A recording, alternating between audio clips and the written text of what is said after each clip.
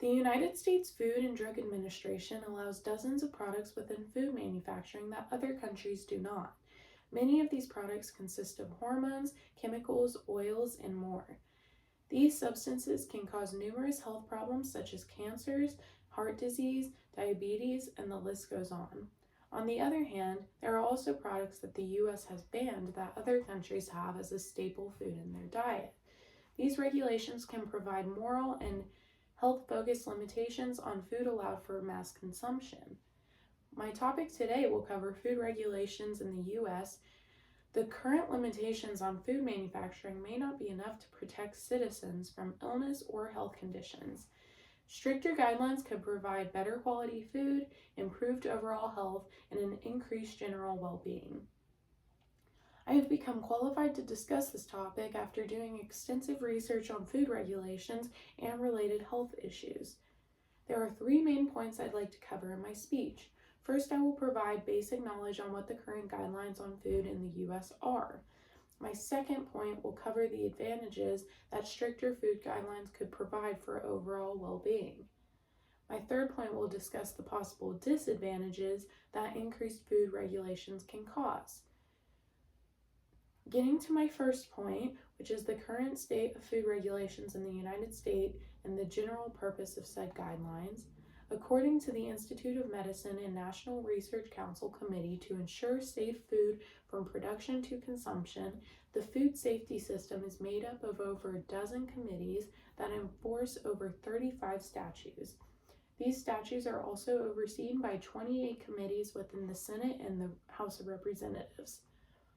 The four major agencies that carry out food safety regulations are the Food and Drug Administration, the Food Safety and Inspection Service, the Environmental Protection Agency, and the National Marine Fisheries Service. The FDA oversees domestic and imported foods apart from poultry and meat. They also have jurisdiction over thousands of food establishments. The FSIS oversees all meat and poultry products if they're distributed in interstate or international commerce. The EPA licenses all pesticides and determines the appropriate level for safe consumption. NMFS examines seafood for quality and safety, whether it's caught or raised domestically. The FDA also releases a yearly food code to suggest guidelines for partners in the food distribution industry. The 2022 food code generally said that they'd like to decrease the risk of foodborne illnesses within establishments to protect the consumer and the industry. They'd also like to make standards for retail food safety more digestible and less complex.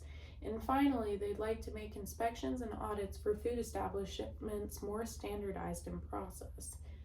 The United States Department of Agriculture's Economic Research Service analyzes any problems concerning safety with U.S. food supply. For example, a year ago, ERS did research on the prevalence of the natural claim on food product packaging. In this study, they discuss how companies can put this label on any food product that isn't extensively processed or made with anything artificial. That said, this label is more of a marketing tactic rather than proof that the food is actually healthy.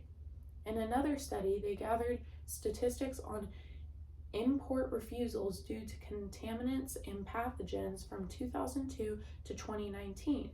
They came to the conclusion that salmonella and listeria made up the majority of violated shipments. With this general information and background in mind, let's talk about the advantages of regulations. There are many benefits of having stricter regulations on food products in the United States. Many of the products that are still allowed within our food products are linked to numerous health issues. According to the National Library of Medicine, exposure to pesticides can cause health problems over time, but the more pressing issue with pesticides is the environmental detriment. Pesticides contaminate water, soil, vegetation, and since they are toxic, they can cause other organisms to die unintentionally. Seed oils, which are often used in mass production, are extensively processed. These seed oils, according to the Cleveland Clinic, can cause inflammation throughout the entire body. According to a study in the National Library of Medicine, hormones used in dairy products can cause many different cancers in the human body as well. Finally, according to the CDC, around 130 million Americans currently have at least one chronic illness. They added that 5 out of the top 10 leading causes of death are from preventable chronic diseases.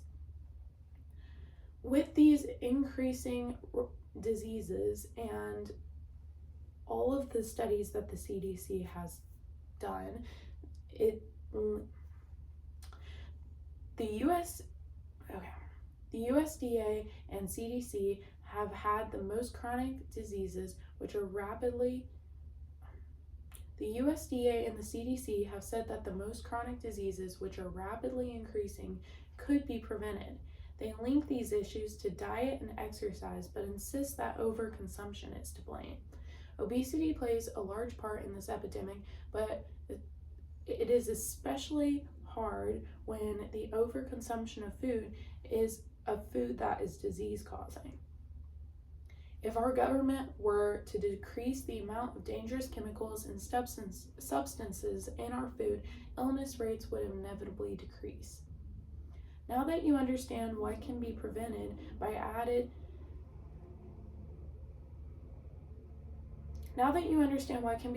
by additional regulations, let's discuss the possible drawbacks. My third point will explain how adding more regulations could be financially detrimental to the consumer and the industry. Organically grown food has a much higher cost than regular produce. According to the data collected by Consumer Reports, organic foods have a premium of at least 24% and can rise to 57% depending on the product. If organic food became a requirement, it would likely mirror this type of inflation. As discussed in previously cited USDA ERS article concerning natural labels, producing food naturally is far more costly. The food labeled with USDA organic or raised without antibiotics require unconventional techniques that cost more in the future. In conclusion, today I discussed how regulations on food could affect the United States citizens. I discussed 3 main points to ensure that you all feel well informed on the topic. My first point gave background on what the food regulation system currently looks like in the United States government. My second point explained how the current products allowed are harmful and why it would be beneficial to include stricter regulations. My third point explained how these changes can negatively affect all parties involved